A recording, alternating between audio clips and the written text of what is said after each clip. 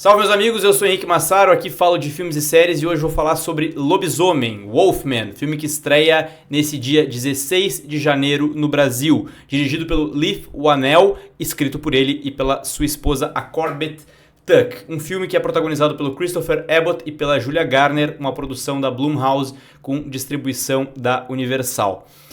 A concepção desse filme, que é um reboot, uma nova versão do clássico de 1941, ela começa a ser discutida há mais de 10 anos atrás, em 2014, quando a Universal anunciou ali aquele seu plano de fazer uma franquia cinematográfica compartilhada, o chamado Dark Universe, que mudou de rumo algumas vezes desde então. Mas inicialmente eles queriam fazer um universo compartilhado com os monstros, dos quais a Universal tem direito, entre eles o lobisomem.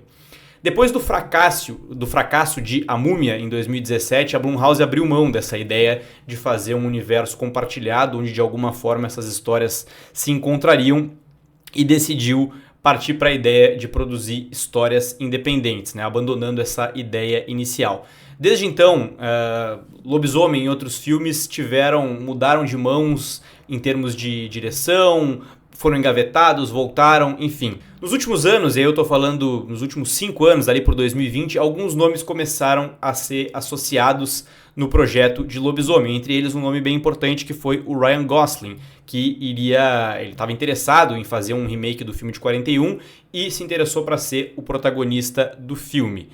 Mais ou menos nessa época, o Whannell começou a ser considerado também para dirigir a história. Ele começou a fazer sucesso, principalmente com seu filme O Homem Invisível, de 2020, que é, para mim, um dos melhores terror/suspense dos últimos anos. É um filme extremamente interessante, que eu gostei muito de assistir, e isso credenciou o Whannell para dirigir novos projetos.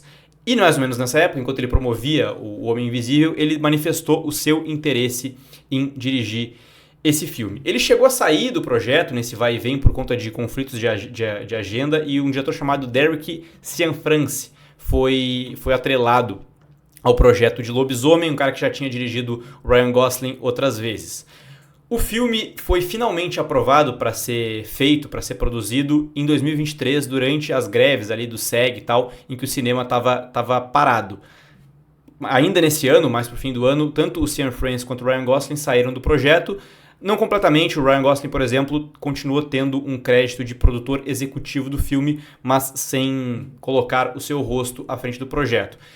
Nessa época também, o Whannell voltou a ser considerado, foi contratado para dirigir e escrever o filme ao lado da sua esposa. O papel principal, que era do Ryan Gosling, foi para o Christopher Abbott, e logo depois outros nomes foram sendo agregados ao projeto.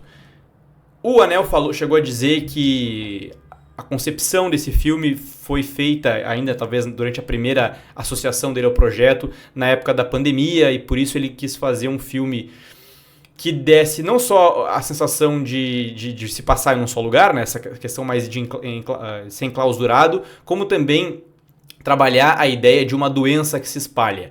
A questão do lobisomem surgir como uma doença que vai passar de uma pessoa para outra e que não vai ter cura, e um pouco do espírito que se tinha na pandemia, no início da pandemia. E talvez naquela época essa ideia fizesse sentido, hoje ela faz praticamente nenhum, e eu já vou falar sobre isso na parte da crítica em si. Vamos à sinopse então. Blake, vivido pelo Christopher Abbott, é um pai e marido que precisa proteger a sua família, que é formada só por ele, sua esposa e sua filha, quando eles são aterrorizados e assombrados por um lobisomem durante a noite de lua cheia. Mas conforme essa noite vai avançando, ele também começa a se comportar de forma estranha. Eu confesso que eu não tinha quase nenhuma expectativa com relação a Lobisomem, depois de ler um pouco sobre o projeto, assistir ao trailer, mas a mínima expectativa que eu tinha era por conta do Leigh Whannell, que, como eu comentei, dirigiu O Homem Invisível, um grande trabalho, um filme do qual eu sou bastante fã.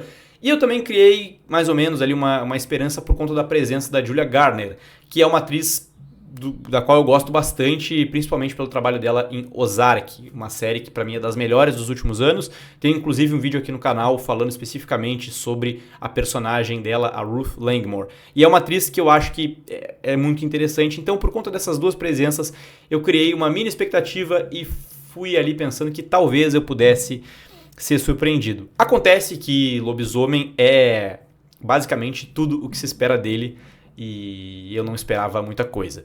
A Blumhouse é uma produtora que eu considero um tanto quanto inconstante. Não dá pra...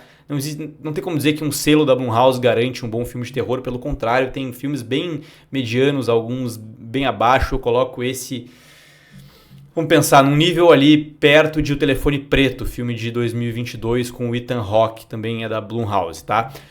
O filme, ele tem pontos interessantes. Por exemplo, a criação de suspense envolvendo a figura do lobisomem, eu acho que ela é bem interessante em alguns momentos, principalmente quando essa criatura não está aparecendo ainda, e o jogo de câmera e principalmente o desenho de som contribui muito para essa criação de suspense, né? Assistir esse filme no cinema tem esse diferencial da gente de ser manipulado pelo som, e eu acho que isso ajuda nessa criação de suspense antes de revelar a figura do lobisomem. Fora isso, tá? Eu considero que a criação de mito de uma figura tão conhecida como é o lobisomem, ela é muito mal desenvolvida. Sem explicações para da onde vem aquela criatura, para onde ela vai, qual é o objetivo dela, ou enfim, por que ela faz o que faz. E veja bem, eu não quero dizer que um filme tenha que explicar exatamente tudo. Pelo contrário, eu acho que não. Mas ele precisa, pelo menos, deixar alguma coisa para ser interpretada, né? Para que a gente possa tentar fazer interpretações, daqui a pouco ter algum tipo de teoria, e o filme não deixa nem brecha para isso. Ele pouco desenvolve e, ao mesmo tempo, não nos deixa muitos caminhos para pensar, para refletir, né, sobre o que tudo aquilo significa. A interpretação de um dos personagens e as mudanças pelas quais ele vai passando nessa noite de transformação são bem interessantes para criar um certo mistério e quase que gerar uma expectativa pelo que está por vir, mas a quebra, a frustração, o que quer que seja, é muito grande quando a gente de fato vê a figura do lobisomem. O trabalho de maquiagem, de figurino, por mais que, segundo a gente lê pela internet, houve uma inspiração em clássicos do gênero, em clássicos envolvendo lobisomem, inclusive de anos atrás, inclusive de 41, e outros filmes como Um Lobisomem Americano em Londres, enfim, ela não está nem à altura desse pequeno mistério que é criado, nem dessa atuação que eu mencionei. Ela realmente está muito abaixo, a ponto de gerar um certo desconforto, assim, vendo essa criatura finalmente. Além disso, o filme faz uma tentativa em diversos momentos de nos colocar sob o ponto de vista desse lobisomem. E é criado um universo imagético, enfim, sensorial, que eu acho que funciona muito pouco, se é que funciona, sem falar que o filme aposta em, é impressionante isso, em jumpscares extremamente óbvios, que qualquer filme de terror de sessão da tarde já fez igual. Então isso chega a ser irritante em alguns momentos, assim, esses jumpscares muito baratos que são feitos.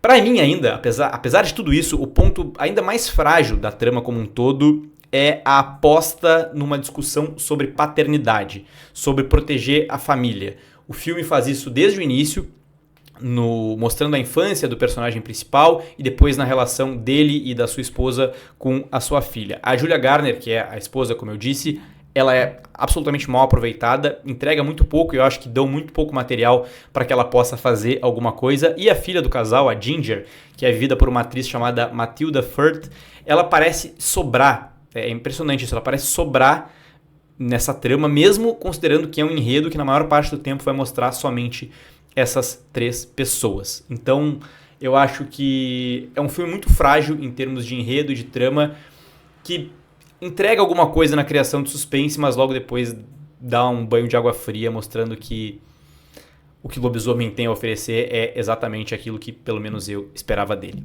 Nota no Letterboxd 2,5. Era isso que eu tinha para dizer hoje. Não se esqueçam de se inscrever no canal, deixar um comentário aqui falando o que acharam, quais são as suas expectativas, enfim, com relação a Lobisomem. Até o próximo vídeo e tchau!